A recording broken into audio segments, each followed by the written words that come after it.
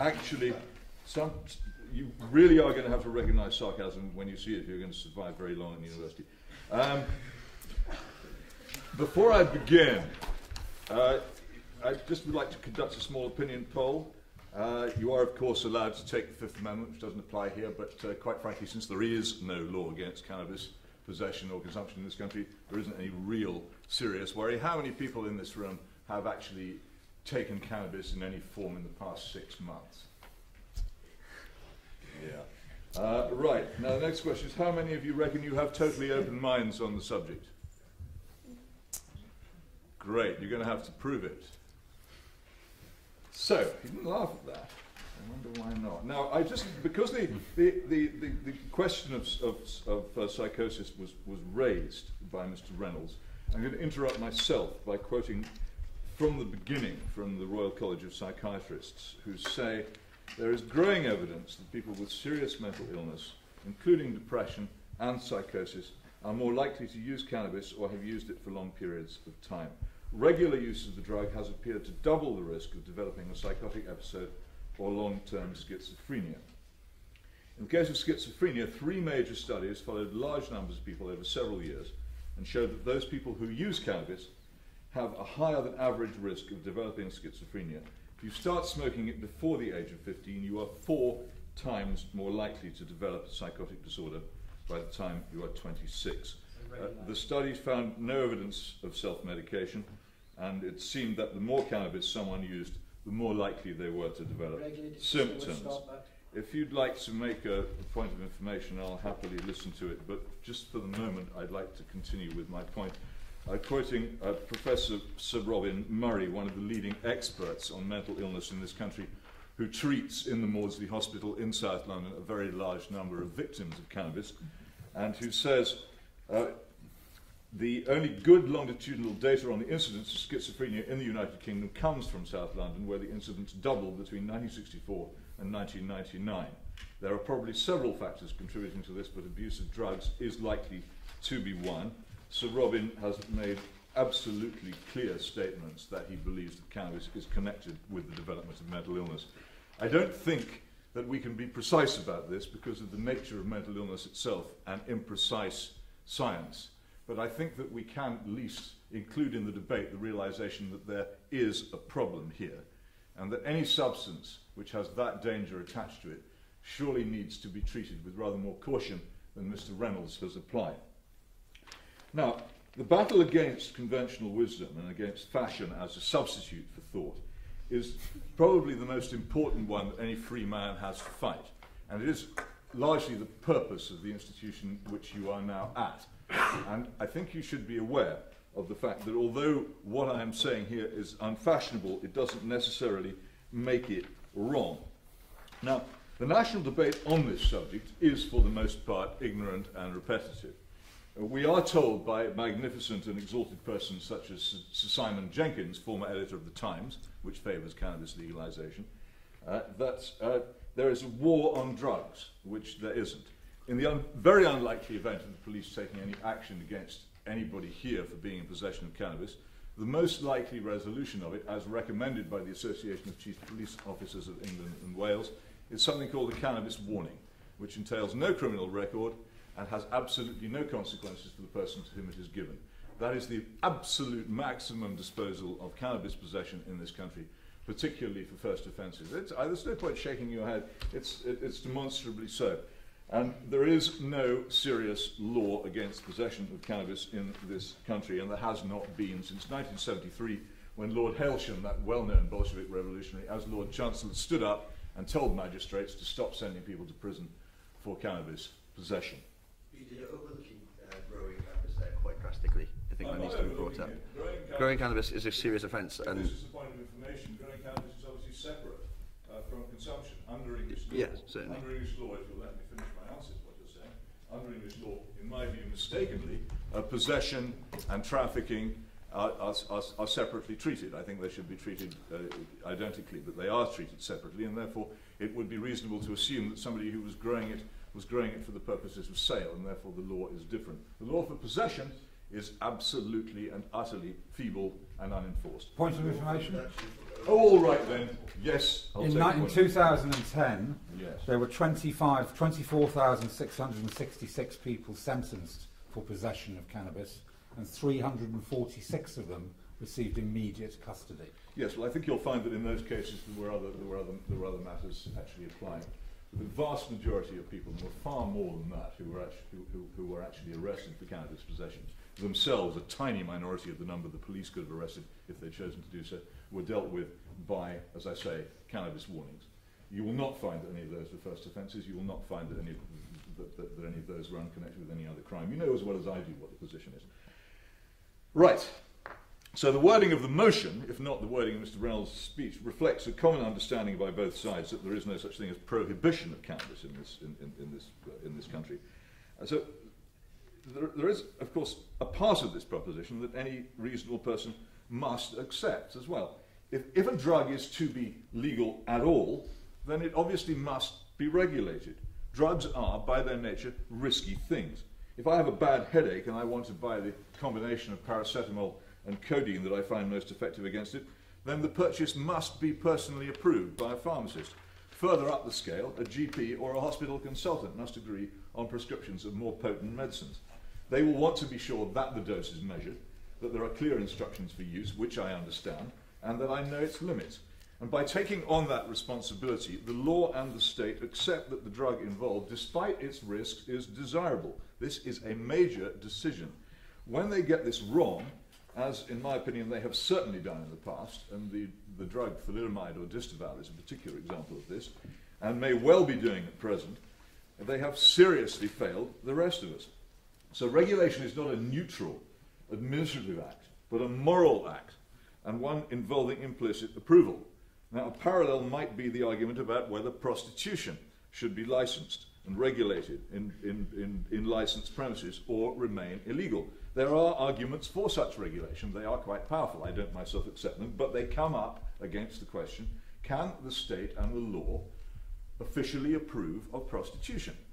And I think as soon as many people, especially those of you who count yourself feminists here, examine that, you can see that the idea of a legalized prostitution is an outrage against the principles of sexual equality. And many, even if you reject the deeper moral arguments which I would have against it, it's very difficult for the state to regulate things, even if practically, or in purely Thatcherite liberal economic terms, it'll make a profit, as Mr. Reynolds keeps stressing. That it's very difficult to make a decision if you're making laws on the basis of nothing but money or convenience. Now, you would have noticed also that pharmacists don't sell gin or cigarettes. And while, so far as I know, French hospitals still offer wine to newly delivered mothers, the National Health Service does not dispense anything stronger than tea and toast on these occasions. And why is this? It's for the same reason that the state and the law don't recognize or regulate prostitution. Underneath the law lies morality. And in this case, the morality of this country, which many of you will not like, and indeed will quite possibly despise, is that of Protestant Christianity, which is the basis of our laws and customs. If you wish to change the nature of the country and say that it should no longer be that, then you're welcome to say so. But don't disguise this as an act of regulation of a drug. Now, I would like here to quote from something written by Malcolm Muggeridge, somebody who was once famous, when he was engaging in this debate very many years ago, when it was at much the same stage as it is now. He said, remarking that drug legalization supporters were nowadays respected citizens, as they are, clergymen, purported scientific investigators, and other ostensibly informed and enlightened persons, he wrote, "When I hear or read their apologies for hashish, I recall the Zafaran Palace, which was then the seat of Cairo University, and the stupefied faces and inert minds of so many of the students there. The dreadful instances of the destructive effect of this drug on bodies and minds which any resident in the Middle East was bound to encounter.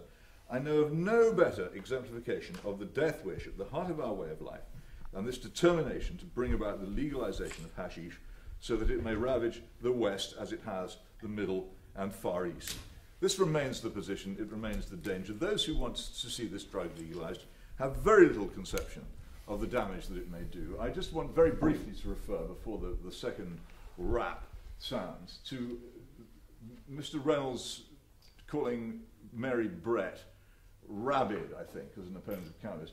Mary Brett, whom I know personally, is a grammar school teacher who became engaged in the battle to try and persuade people at school in their teens not to use cannabis, because she saw so many of the children in her class ruined by it.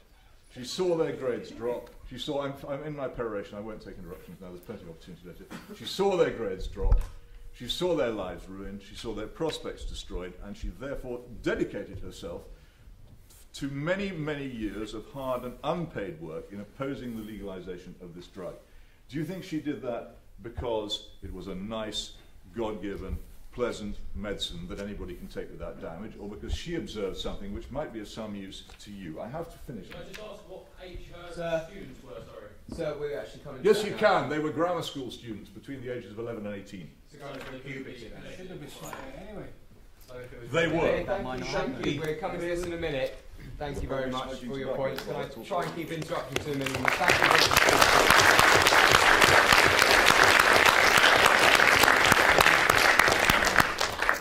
Okay, ladies and gentlemen, I can feel that you're quite ready to ask questions now. If I could please ask to keep your interruptions to a very, very big minimum, because it is quite not fair on both of them.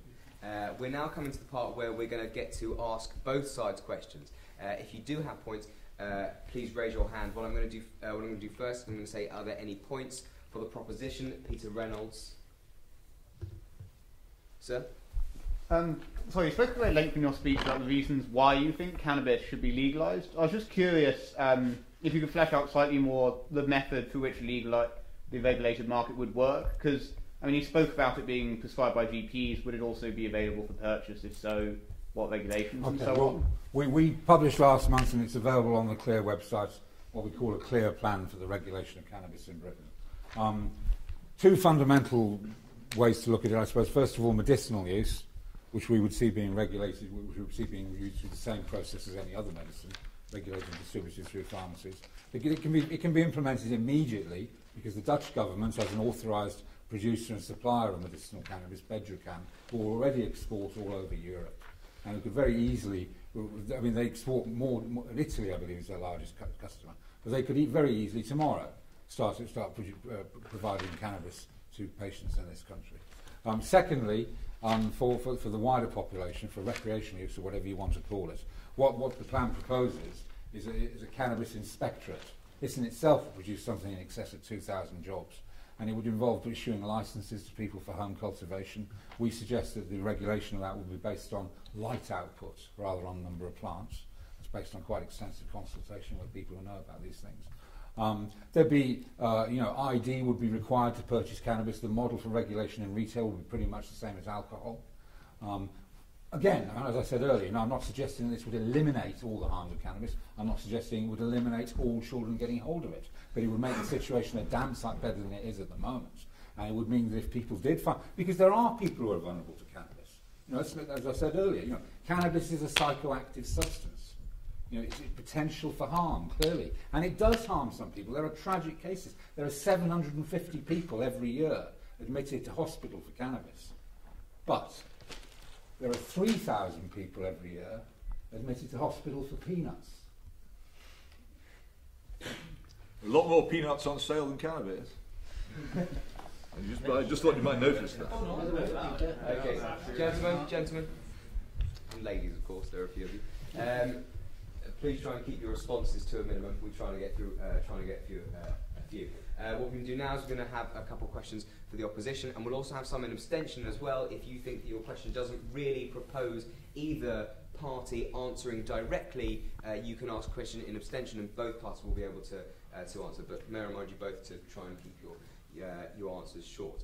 So, are there any questions for the opposition, sir? Mr. Hitchens, you mentioned psychosis quite frequently when it comes to cannabis. I've just spent 6 months on the west coast of America, and I did not come across one person that thought I was telling the truth when I told them about the reefer madness that I see in the media in the UK.